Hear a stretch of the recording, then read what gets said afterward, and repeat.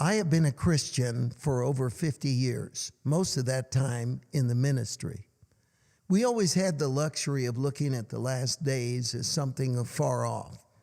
Whenever we heard these frightening sermons about the Antichrist and the war and Armageddon, they were distant and unreal things that we thought would be preserved for future generations to experience.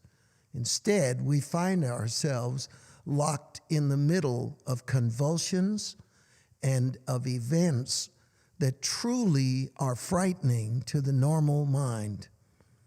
Now, what we do in the midst of them is life and death.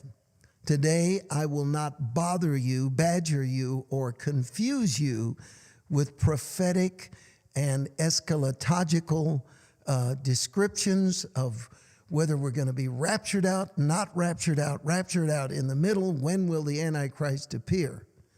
It is true that we need to look at those verses, but I will reserve such speaking for those individuals who are called of God to elucidate on them.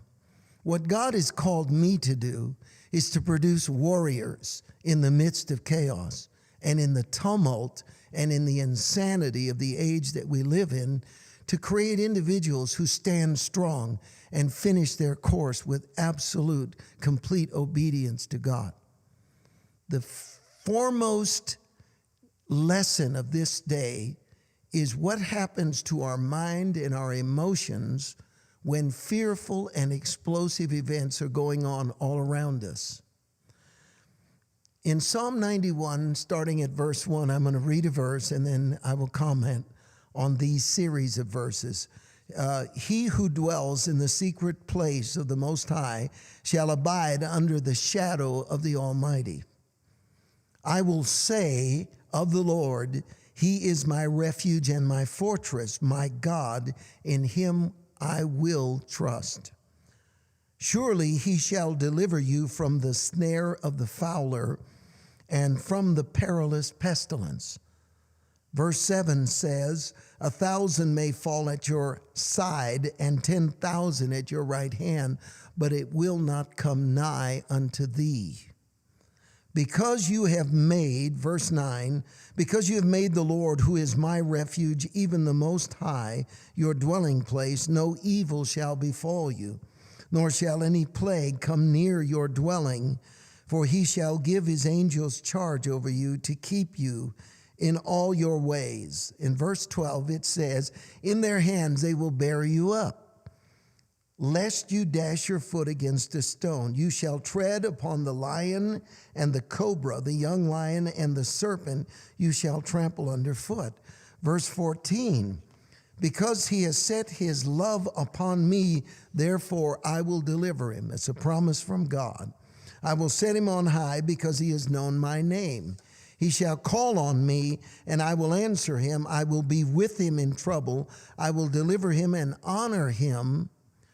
With long life I will satisfy him and show him my salvation. Now, in nothing that I have just read does it say, until the last days. I'll take care of this person until the last days begin. I'll take care of this person until somebody of a certain ilk becomes president. I will be God and remain God and sustain you as my God so long as the headlines do not go beyond a certain limit or barrier.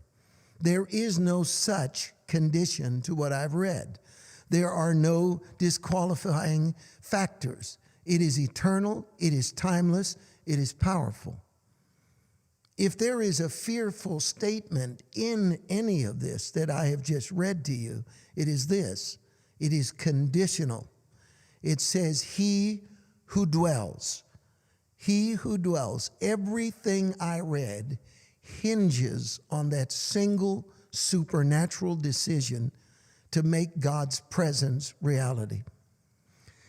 I believe that as the end times spike with fear and anxiety, God will open the door for supernatural peace, intimacy, and glory to abide on us.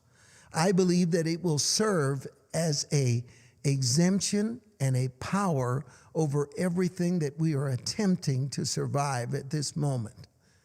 If ever I knew something were to be true, is that today is the day to make God my dwelling place and the source of all my strength and my life. That I cannot have any buffers, false hopes. I can't have a plan B or an escape valve or something to fall back on. God must be my all in every sense of the word. Now, we have a choice when the subject of fear and anxiety. The 24-hour news cycle is the most dreadful thing that has happened to us because it keeps us in a state of anxiety all the time.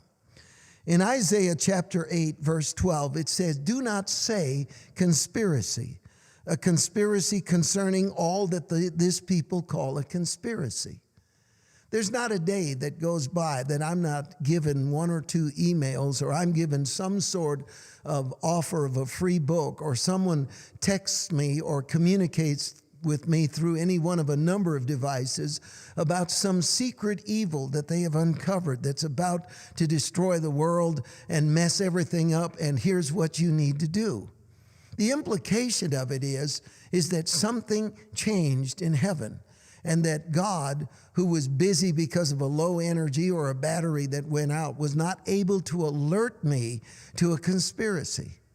But the fact of the matter is that Isaiah was telling the people, listen, with your intimate connection to God, you do not receive or accept a sudden panic of any kind or another. By this, I am not saying that things aren't going to happen that we certainly need to address. But it must be addressed through the filter of one fact. Whatever comes at me is not nearly as powerful as He who is in me.